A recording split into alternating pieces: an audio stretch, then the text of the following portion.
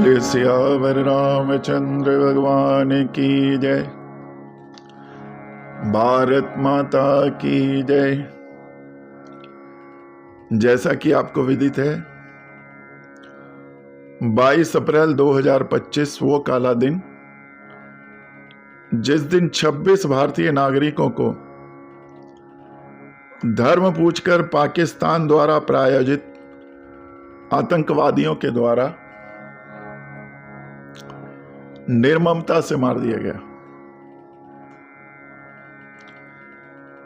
पाकिस्तान प्राय ऐसी हरकतें, ऐसा दुस्साहस, ऐसी कायरतापूर्ण कृत्य करता रहता है, लेकिन इस बार हमारे यशस्वी प्रधानमंत्री माननीय मोदी जी इतना आहत हुए कि उन्होंने निर्णय ले लिया कि इस बार पाकिस्तान को ऐसा मुंह तोड़ जवाब देना है कि कभी दोबारा भारत की तरफ आंख उठाने का दुस्साहस ना करे। मोदी जी विदेश यात्रा पर थे, सेम डे वापस आए और आते ही अपनी टीम के साथ स्ट्रेटेजिक प्लानिंग शुरू कर दी। ऑपरेशन कैसा होगा, कहां कहां होगा और ऑपरेशन का नाम क्या होगा। कई दिन के अथक प्रयासों के बाद, अथक मंथन के बाद सब कुछ फाइनल हुआ और ऑपरेशन का बड़ा सुंदर नाम निकल कर आया, जिसका नाम है सिंदूर। रोमन में यदि इसकी स्पेलिंग देखें, SINDOOR, सिंदूर। सिंदूर वास्तव में हमारे सनातन धर्म में बड़ी महत्ता रखता है। जहां ये एक और भारतीय नारी के सुहाग का प्रतीक है, वहीं दूसरी ओर हमारे आराध्य श्री हनुमान जी महाराज का बड़ा प्रिय है और प्रत्येक भक्त हनुमान जी पर सिंदूर चढ़ाता है।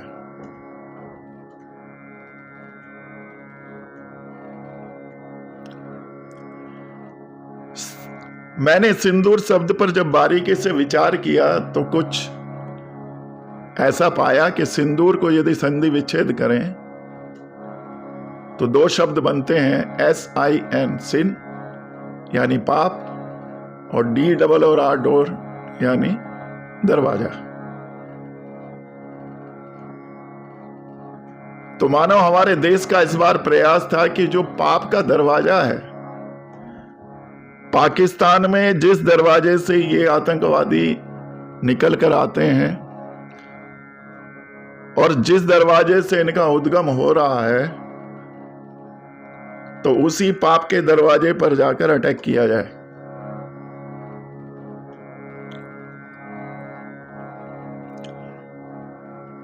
नियत प्लानिंग के अनुसार बड़ा सफल ऑपरेशन हुआ, पूरे विश्व में प्रशंसा मिली और मेरे मन में एक विचार आया कि जिस तरह का यह ऑपरेशन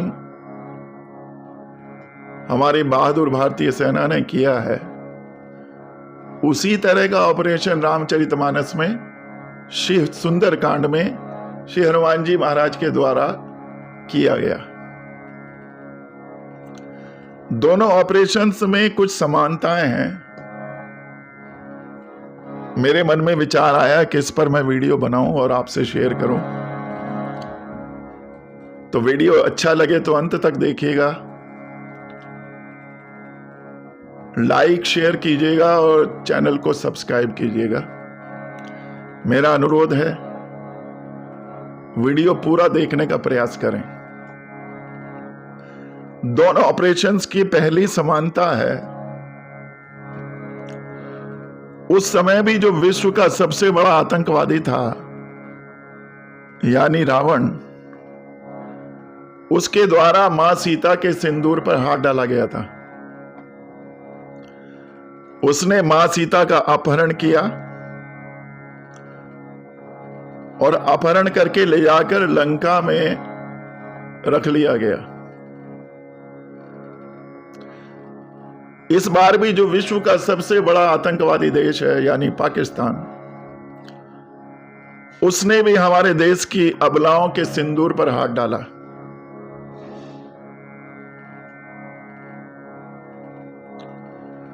भारतीय सेना ने विदेश में जाकर आतंकवादी ठिकानों को तबाह किया और भारत माता की कीर्ति पताका फहराई। पूरे विश्व में भारत की जय जयकार हुई। ठीक उसी प्रकार हनुमान जी महाराज ने उस समय भी विदेश में जाकर लंका में ऑपरेशन किया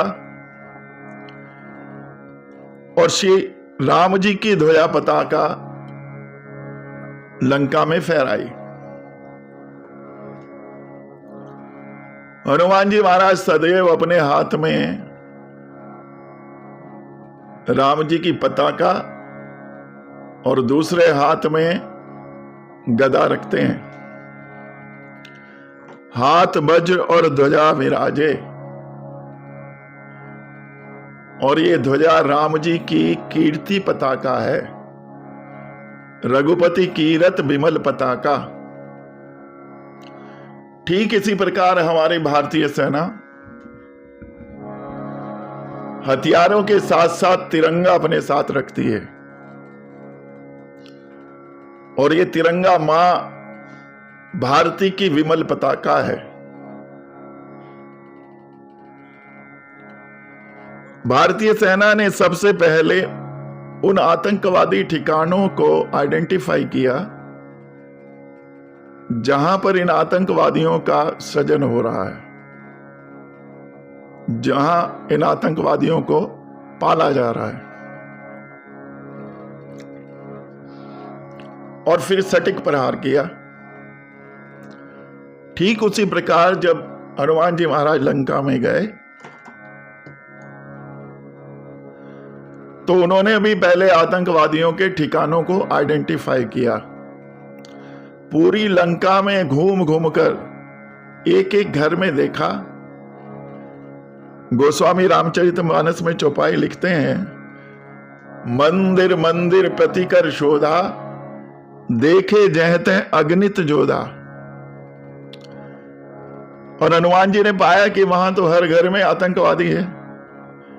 रावण तो आतंकवादी है, लेकिन उसके नगर के हर घर में आतंकवादी पल रहा है। और हनुमान जी महाराज ने पूरी लंका को विनाश करने का निश्चय कर लिया और लंका जला दी। भारतीय सेना ने यह पूरा ऑपरेशन बड़े अल्प समय में किया।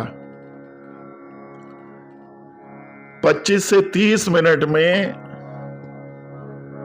आतंकवादियों के 10 से 11 ठिकानों को तबाह कर दिया गया।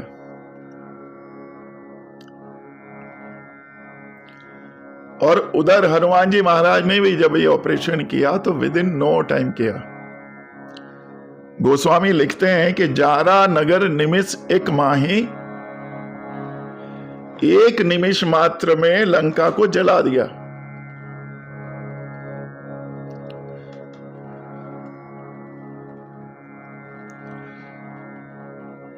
हनुमान जी महाराज जब ऑपरेशन करने जाते हैं तो पहले मां सीता का आशीर्वाद लेते हैं। मां सीता से कहते हैं, सुनहु मात मोहि अति से भूखा, लागी देख सुंदर फल रूखा।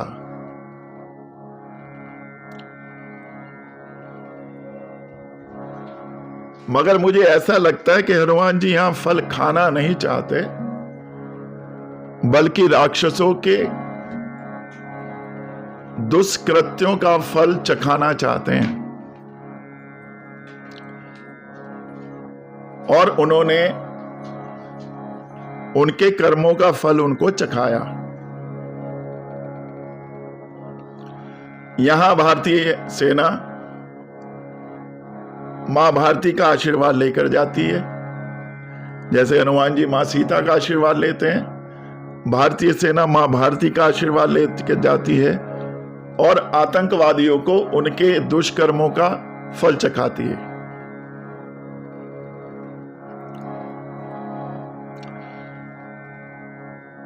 रावण ने भी अपनी लंका का डिफेंस सिस्टम बड़ा सुदृढ़ किया हुआ था। सबसे पहला राडार उसका समुद्र में लगा हुआ था।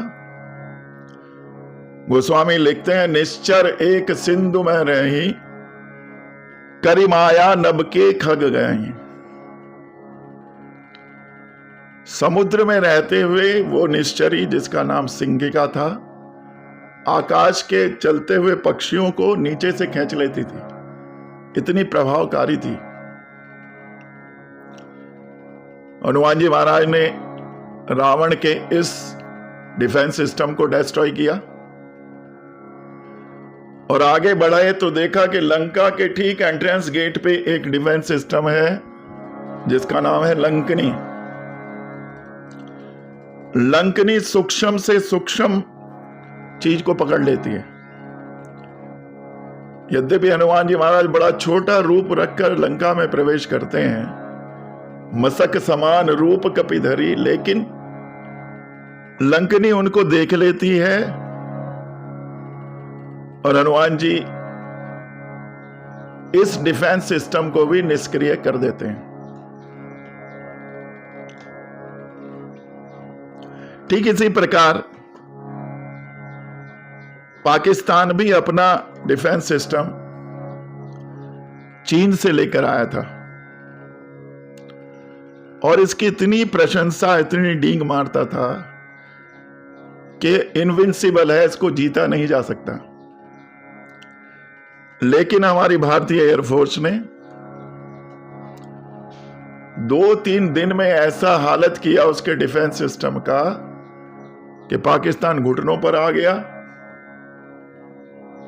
और हाथ जोड़कर भीख मांगने लगा कि सीज फायर कर दिया जाए।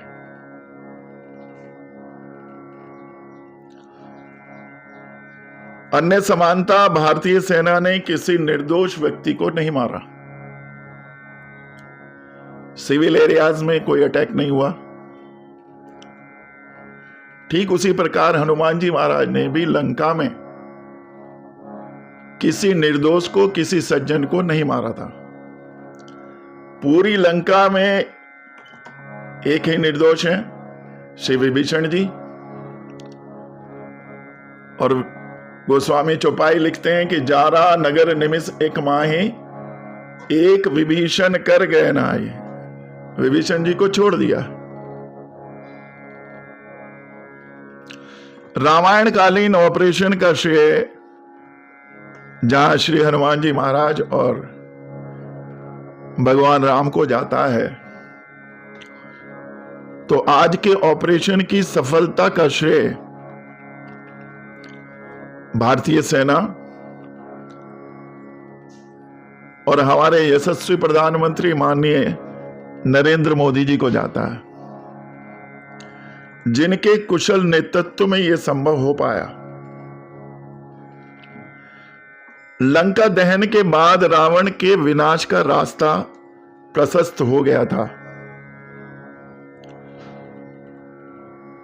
और अब मेरे मन में विचार आया कि ऑपरेशन सिंदूर सफल होने के बाद पाकिस्तान के विनाश का रास्ता प्रशस्त हो गया।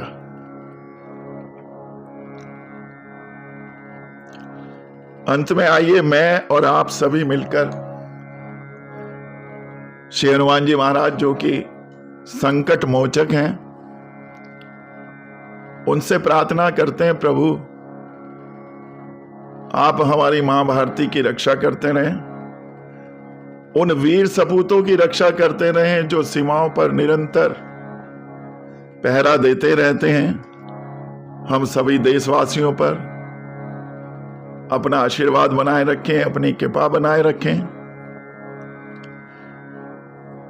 इस वीडियो के माध्यम से मैं आप सभी से यह भी अनुरोध करना चाहूंगा कि जब आप प्रातःकाल अपने आराध्य देव का पूजन अर्चन करें तो एक माला मां भारती के लिए भी करें। क्योंकि यदि हमारा राष्ट्र सुरक्षित है तो हमारा धर्म सुरक्षित है।